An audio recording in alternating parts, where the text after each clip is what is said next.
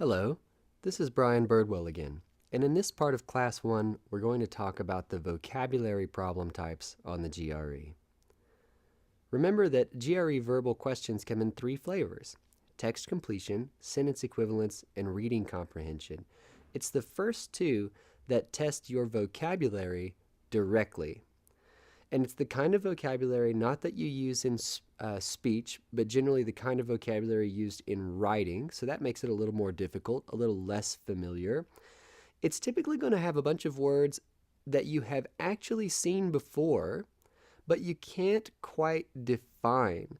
They exist somewhere in some murky area between words that you know and words that you have no idea, that you've never seen before. Now, there are plenty of words that you've never seen before as well, but many of them will be in this sort of murky gray area where you think you've seen them, you think you have a little bit of an idea of what they may mean, and as it turns out, this is both the most dangerous category of words on the test and the best category of words for you to focus on in learning new vocabulary.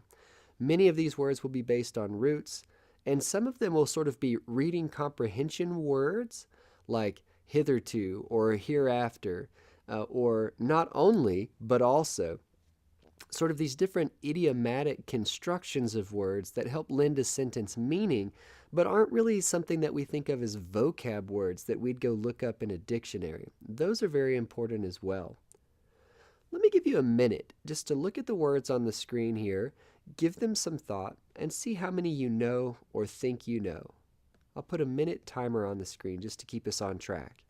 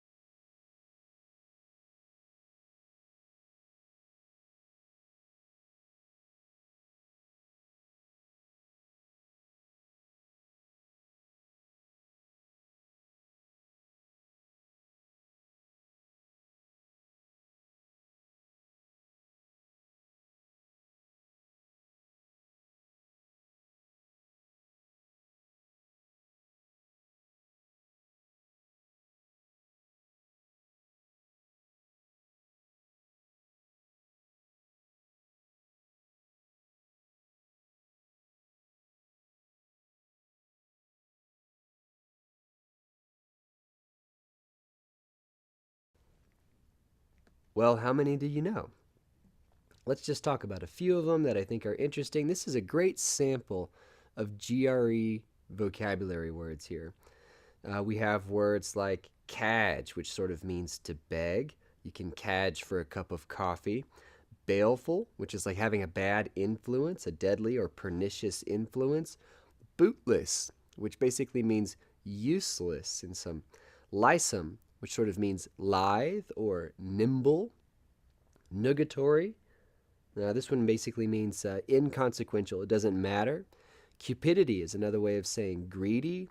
Droll is a fun word, I think, because it looks like such a bad word to me. Droll looks like it would mean dull or boring, something like this. But actually, droll just means humorous in kind of an odd way.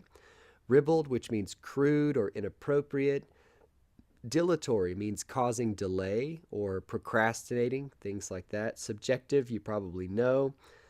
Okay, this is just a sample, so just kind of checking in with yourself to see what level vocabulary you have just based on looking at these crazy words on the screen. Now, here's a sentence. Can you read it? I'll give you about 30 seconds.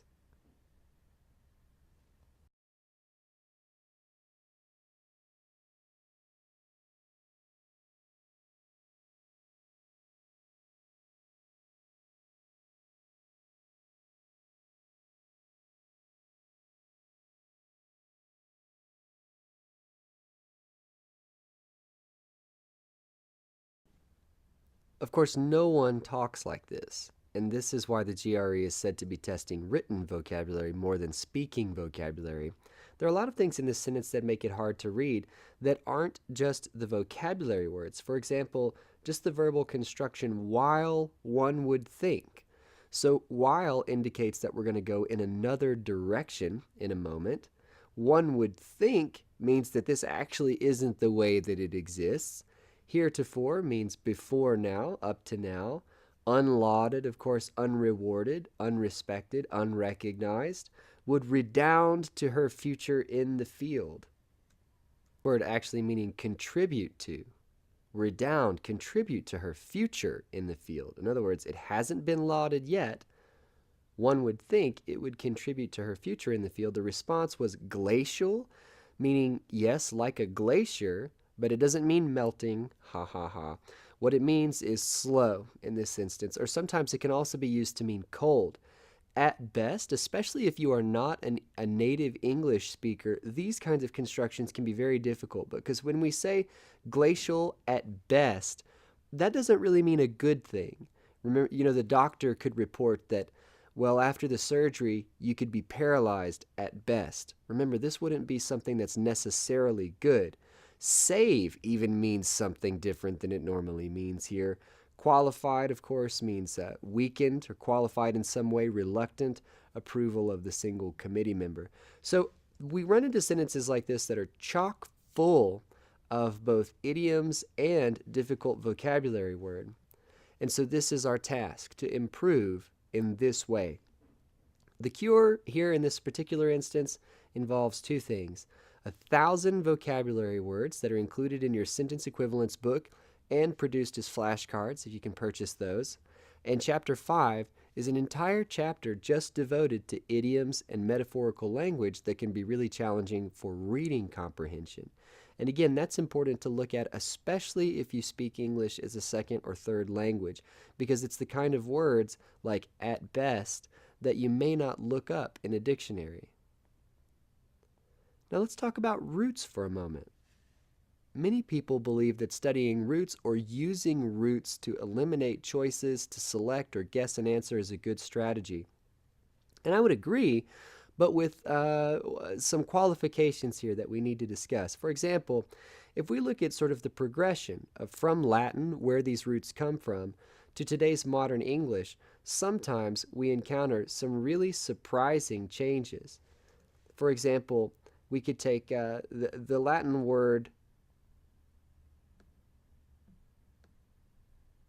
sanguis, which meant blood.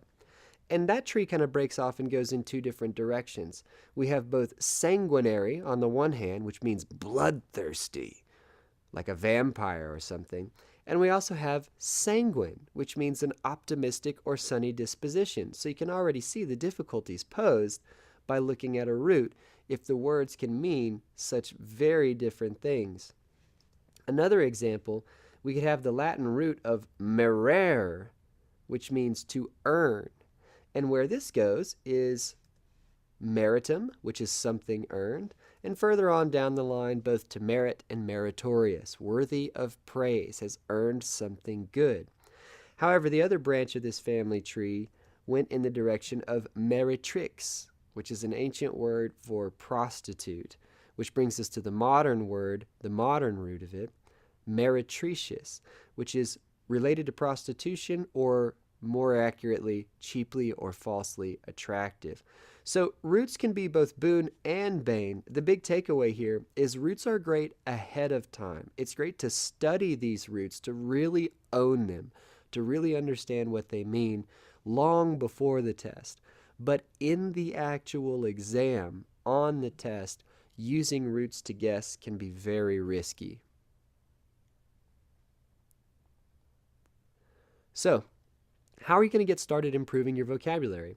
Well, the first thing is that you need to do vocabulary every day.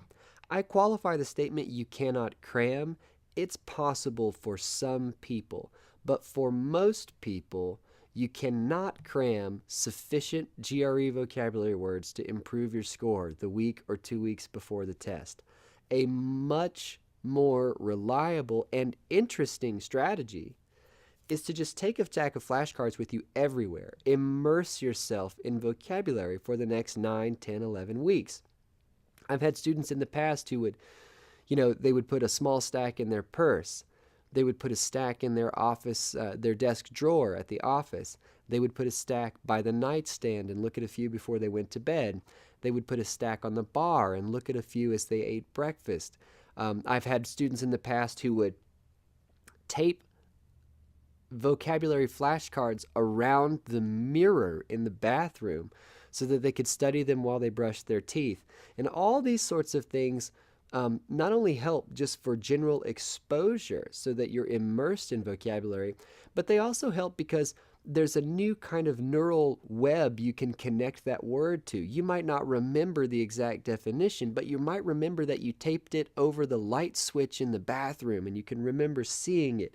And it just gives your neural network other places to turn to reinforce the meaning, as opposed to just, sort of deliberately going through a stack of 500 flashcards every once in a while, trying to remember as many as you can. That strategy is unlikely to produce lasting results. Some other things to remember are, don't just look at these flashcards. You can't just silently try to memorize these things and expect big differences in your vocabulary to be made. You need to be active with it, and the best way to be active is to use it. And the best way to use advanced vocabulary words is to be silly with them, to be funny, to entertain your friends and coworkers with this new pursuit you have of expanding your vocabulary in service of your GRE score. So post on a Facebook status, that your new GRE class is replete with bonhomie.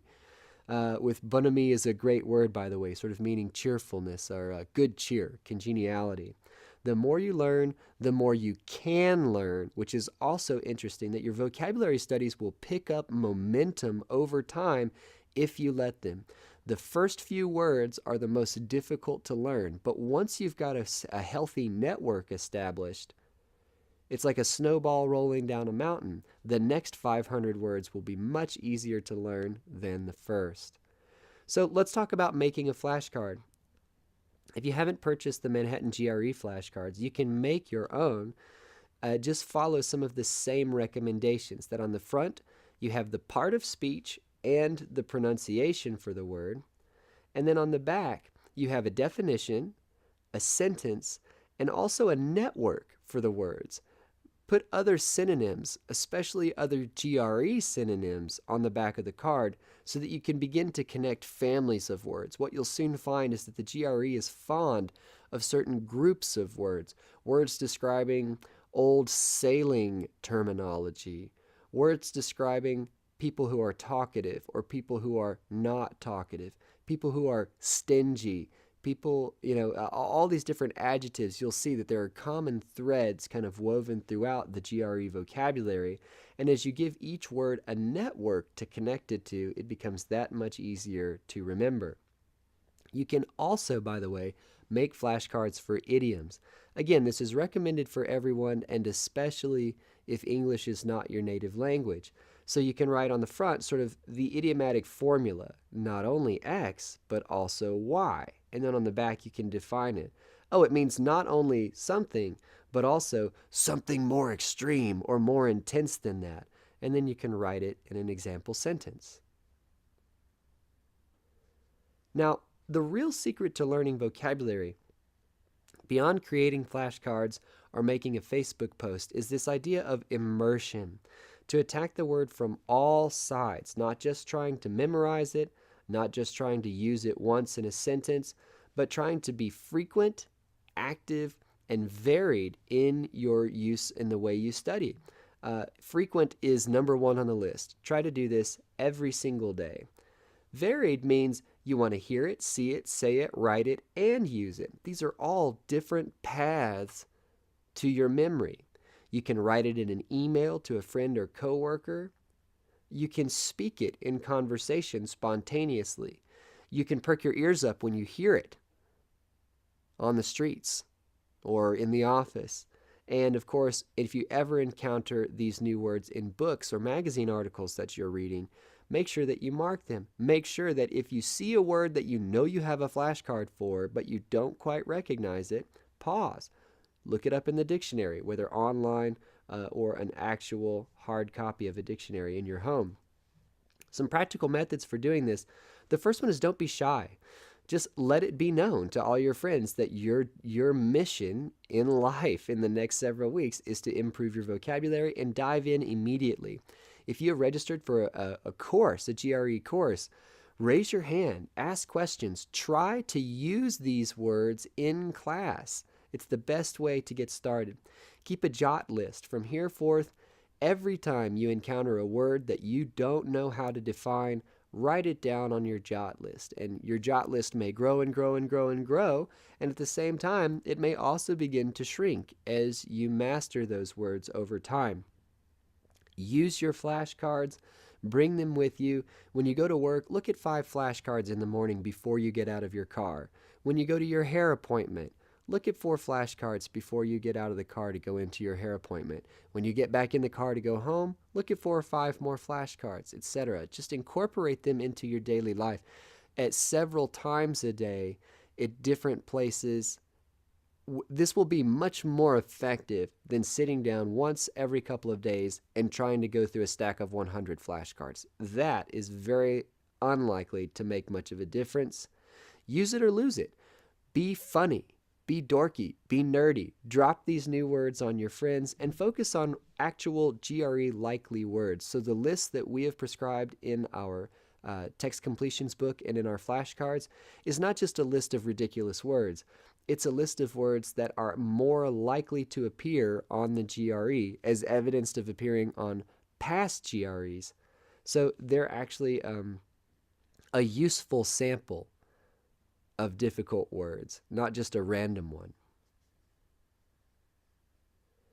And finally, always look up words. Whether you're reading a blog article, a newspaper article, you hear someone mention it in passing, here's 4 great online dictionaries you can check.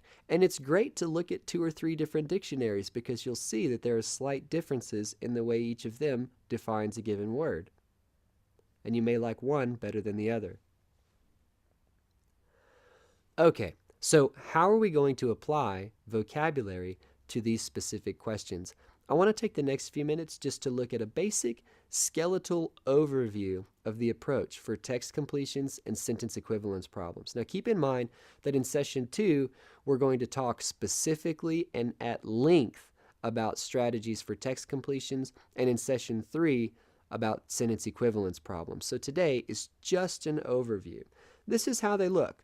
Blah, blah, blah, blah, blah. There's a blank in the middle, and there are 5 choices there for you to fill in that blank. Your task is to find the choice that best fits the meaning of the sentence as a whole. Some factors involved there are 5 choices and usually just 1 word per blank, though every once in a while there's sort of 2 words, like maybe an article like a or the or something. A very small inconsequential word will be included in the blank as well.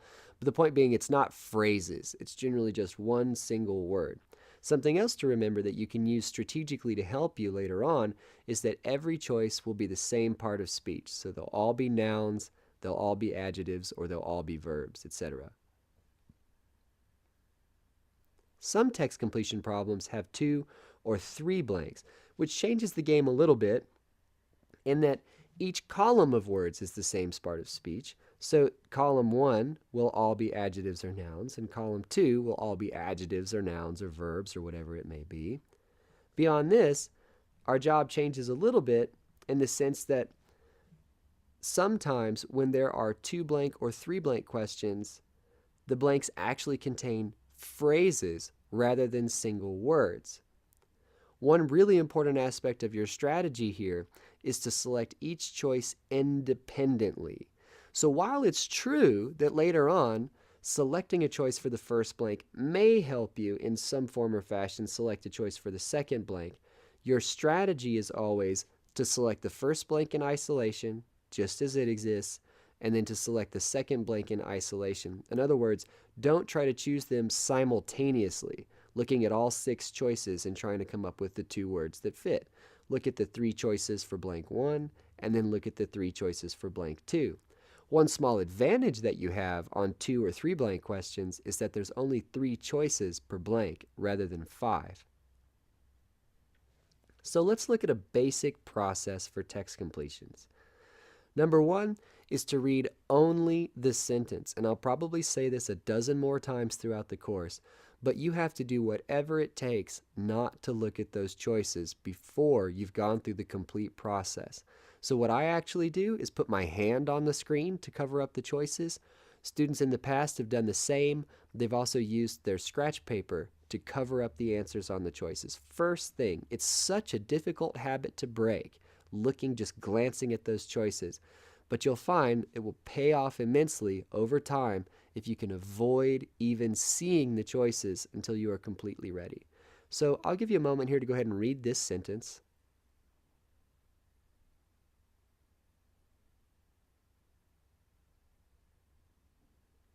And we'll talk about the method. The second part of the method is to read for the clues. And we're going to talk in more detail about this in next session. But for today, the clues are just parts of the sentence that give the blank its specific meaning.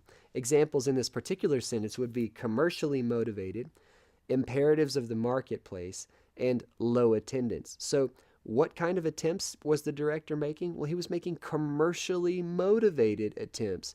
So what is his relationship to the imperatives of the mass marketplace going to be if he is commercially motivated? And also, were blank. What kind of quality did these attempts have? Well, the best information we have is what follows that comma, that they had low attendance. So next step is perhaps the very most important step of all, and it's the one that takes the most diligence, the most time, the most effort to really master, and that is writing down your own word to fill in the blank. And this is a process that you're going to get better at with practice over time. Some qualities to think about now are just words that you actually know. You could use good or bad if you want to. You don't have to impress people with the word that you put in the blank. You just need to know that it suits the meaning of the specific clues in the sentence. So here in this sentence, for example, we might just say follow. I don't know. It's hard to come up with a great word for that. His attempts to follow or mimic the imperatives of the mass marketplace were, and they were unsuccessful, obviously, because he had low attendance. So there was no mass market showing up to see his films. So we could just say were, bad or were unsuccessful. The next step is very important that you stay organized here. You're going to read every single choice, and you're going to make a mark on your paper for every single choice. And the marks on your paper are going to follow this little code at the bottom of the screen. Check for a good match, X for a bad one, tilde if it's a sort of a match, and a question mark if you don't know the word. So here, for example, sequester. This is what happened to the jury in the OJ trial. That's not what this director is trying to do with the imperatives of the marketplace. And that's not a synonym for follow. Obey, that's a pretty good synonym for follow. Secure, no, that doesn't mean follow. So here we have two X's and a check. We know that obey is our correct answer. Now we're looking for a word that most nearly means unsuccessful. Mercenary, now those are people, that go out and they're like killers for hire. That's not what this is. As a noun, that's what mercenary means. I'm sure it means the same thing as an adjective. Innumerable, no, nobody showed up. In fact, there was low attendance here. I want something that means unsuccessful. And then bootless. And for a word like bootless, what we might find is there's a question mark. So notice for the second blank, we've got two bad matches and a word we don't know. This is a really important part of this strategy, is that you can actually get problems correct even though you don't know the words. Because in this instance, you have two bad matches and a word you don't know. The word you don't know must be the correct answer. So one thing that you could start to get used to right now and for the duration of the course is get comfortable selecting an answer choice that you don't know. It will happen, and you should be prepared for that. Okay, here's another one. And I tell you what, I'll give you a minute to attempt this one on your own, following the same process.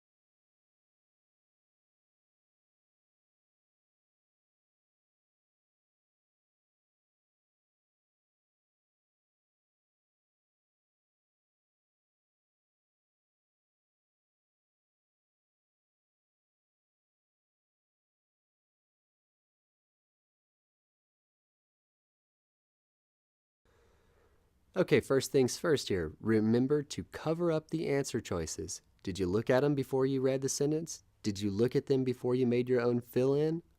If so, you've got to learn to stop that. I know it's a hard habit to break, but start today. Put your hand on the screen, cover up the choices.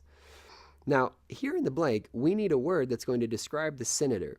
And the clue that we have about the senator is that the meetings he held were far more protracted than they should have been, and there was a piddling amount of information dispensed. So very little information, very long meeting.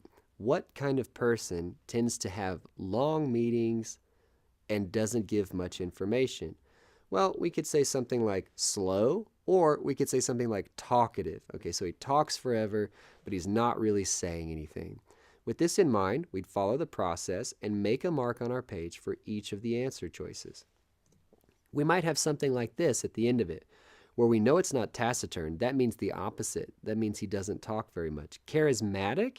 He might well be charismatic. Notice the interesting thing about this, and again, we're going to talk more about this in session 2. The senator might very well be charismatic, but that's not what the sentence is trying to communicate to me. So that's out. Garrulous, spot-on match for talkative. Inchoate? Whoa, that one looks hard. We might write a question mark there. Never seen that one before. And gregarious, of course, means friendly. That's not exactly what we mean here. He's too talkative. His meetings are taking too long. So here, again, we've got 3 bad matches, a word we don't know, and 1 good match. Our choice is clear. We've got to select garrulous and move forward. Now with 3 blanks, it still works the same way. You might take just over a minute on one with 3 blanks, depending on how long it is, though sometimes you might even find that 3 blank questions are surprisingly easier than 1 blank questions. I'll give you a minute to try this one on your own.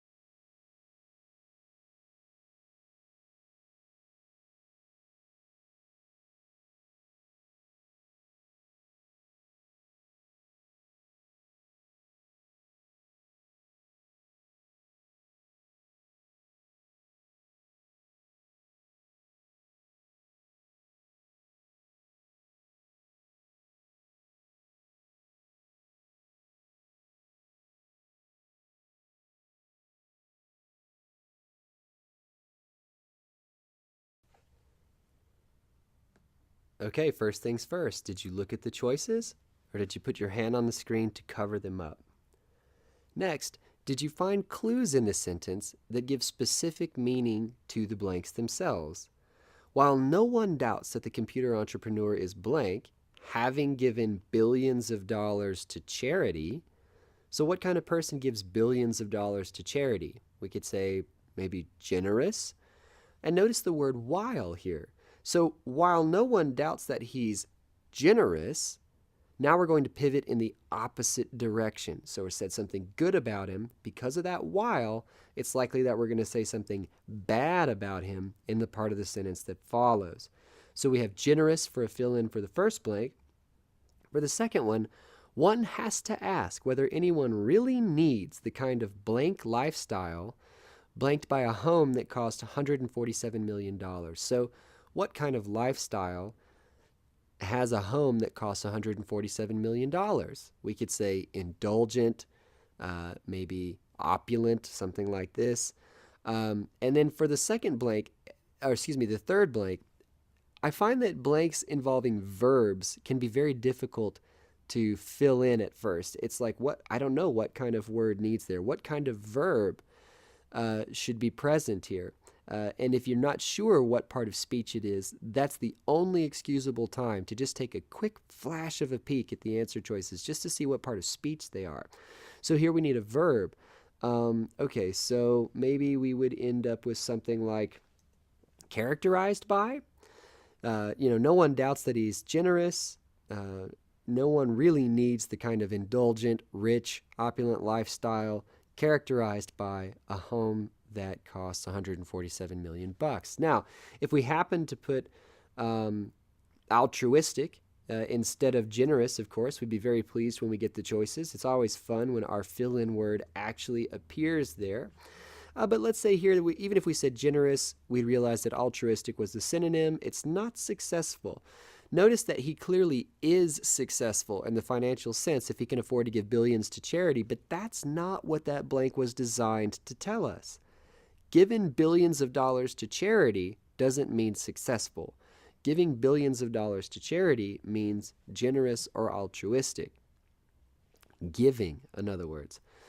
With the second blank, again, if we put opulent up there, we'd be very pleased to see that opulent is a good match and opulent appears there. Technological has nothing to do with the cost of a home, even though there might be all sorts of high-tech gadgets there. That's not what this is designed to communicate. And of course, meritorious, no. We mean like what kind of lifestyle? He has a $147 million house. This is a rich lifestyle. This is an indulgent lifestyle. Characterized by is a great match for epitomized by. The top, the best example.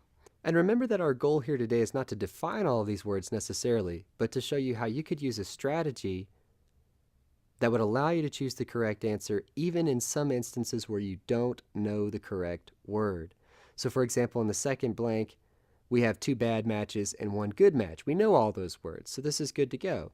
In the third blank, we have 1 good match and 2 question marks. And notice like a word like delineated, it'd be very important to admit whether you could actually define that word or not. It's the kind of word that appears in vocabulary, it appears in articles, it appears in books, so it's one that we sort of see around, but we may not actually be able to define it. Very important in an instance like that you write a question mark down rather than an X or a check, which should be reserved for words that you actually know.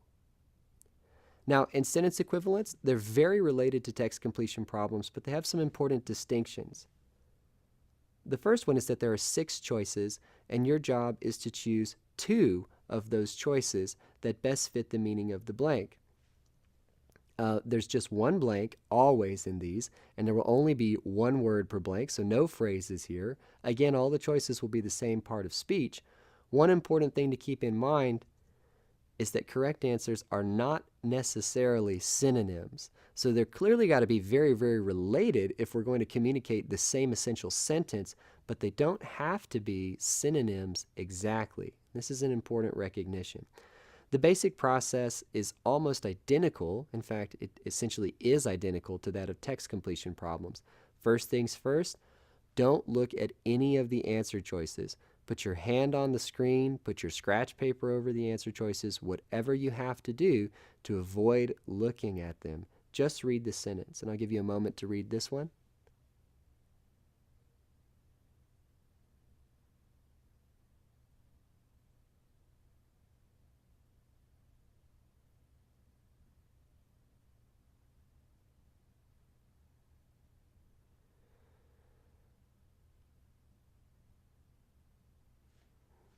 And of course, you want to search for specific clues, just like you do in text completion problems. Here, the most notable clues we have are that it's twice the size of Texas, and it's doing something to the worst predictions made by environmentalists of the previous generation. The next part of the process is exactly the same. Write down your own fillers to put in the blank. Here, I've chosen proved right, or maybe even gone past. I'm not exactly sure if it's just proved their predictions right, or maybe it's gone way beyond their predictions. But clearly, it's bad if it's twice the size of Texas. And of course, the final part of the strategy would be to make a mark for every single choice on your page. This is a very important part of staying organized. So in this particular example, we might have something like augured. Wow, not sure what that means. Corroborated. Now that means proved, added additional evidence, supported. That sounds pretty good. Confounded? No. That's exactly the opposite. That's like confused or something. Puzzled? No. Puzzled isn't I mean, maybe. Puzzled some of the worst predictions? No, that sounds like a bad match. Maybe they're using the word here in a sense I don't know. And then in a moment of panic or just a moment of uncertainty, you might even write a question mark down for a simple word like puzzled just because you don't understand how they're attempting to use it here. Abrogated, that's not it. And exceeded. Ah, yes, exceeded or gone past, gone beyond or proved them right. So here we have answer choice basically B, and we might say answer choice F, but our numbers 2 and 6 would be left as our correct answers. Again, don't get too caught up in the exact meanings of these words or how this process worked for you at this moment. Just practice it. Know that this is how we're going to approach these problems. It takes a while to build these habits up, and we're going to look really specifically at just sentence equivalence problems in session 3 and look at specific strategies and go through a little more detailed process for analyzing the sentence and coming up with the best filler that we can. Meanwhile, here's another one. I'll give you a minute just to try this one on your own.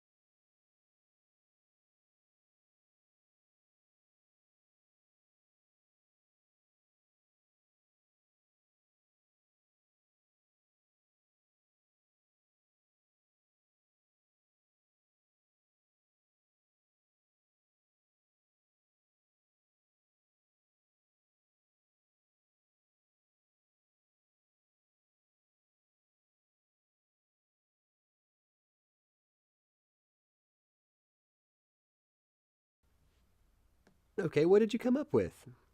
In this one, we have the novelist's sophomore effort. It's great if we can, if we know or can remember that sophomore here just means second effort. Displays the same wit and prodigious intellect. So this sounds like good things, apparent in our first novel, but with this very important pivot here, and we're going to talk more about pivots in session 2 and 3, we must be going in the opposite direction now because of the but. So we had wit and prodigious intellect, great things. Now we have some bad things. It must be a blank effort overall with parts that drift into pedantry or soporific stiffness. Now, even if you don't know the exact definitions of the words pedantry or soporific, clearly stiffness is a bad thing, and we've pivoted away from wit and intellect. So what kind of word should go in the blank here? We've got wit, we've got intellect, and we've got some bad things, pedantry and stiffness. So what kind of work would that be? I might say something like so-so.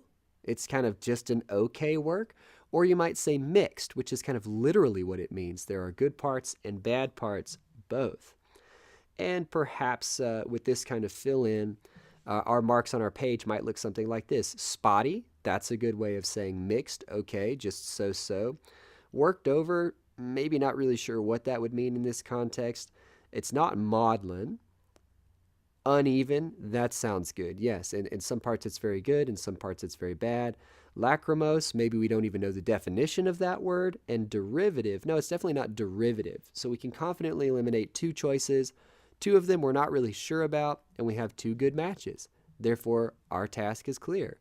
Answer number 1 and number 4, and move on. So some things common to both text completions and sentence equivalence is that it's imperative that you ignore the choices. It's imperative that you anticipate the answer and write it down. This is one part that many students don't follow through with, and it's very, very important to do, especially early in your studies. Commit to writing a fill-in on the page, not just kind of nebulously, impressionistically thinking about it, but actually taking the effort to put one down on the page. This will pay off later. Make sure that you consider every single answer choice. A lot of times people read 2 or 3 choices and they pick a favorite, and then all the other choices might as well already be eliminated. They're not even being considered anymore. So make sure that you actually write down a mark for every single answer choice. And finally, learn the words. Obviously, these questions are infinitely easier if your vocabulary is larger. So go ahead and invest the time to learn your vocabulary words. It will pay off immensely when you go to take the test. Now, what if you don't know the words? Well, okay, learn the words. You've got some time. The real GRE is at least 9 or 10 weeks away for you. So every week, every day, maybe even all the time, you could be learning vocabulary words. There are some scrappy methods. You know, the surest way to get these questions right is obviously to know all the words. However, there are some really important scrappy methods you can use to get correct answers even when you don't know all the words, and that's why we're going to cover these problem types in detail in classes 2 and 3. Finally, for this week, just do your best on the homework. And by doing your best, what I really mean by that is try to follow this new process. Understand that developing success, or I should say, developing a successful approach for standardized tests, for any standardized test, be it the GRE, the GMAT, the LSAT, it's about developing good habits, habits that the test rewards, and habits that are consistent, so you can really evaluate when you're improving and when you're not, and when things need to change and when they're okay. So really focus this week on developing the habit of approaching these questions utilizing the process we just talked about. Early on in your studies, this process may be a total pain in the neck. It may slow you down. It may take you longer. You may be frustrated with it. But over time, you'll get better and better. You'll get sharper and sharper with it, and it'll become second nature. It won't be something that slows you down because you'll just do it automatically. So start now. Make the effort, develop the habits, and be successful on the test. Okay, thanks so much for sticking around for this lecture. I'll see you for session 2.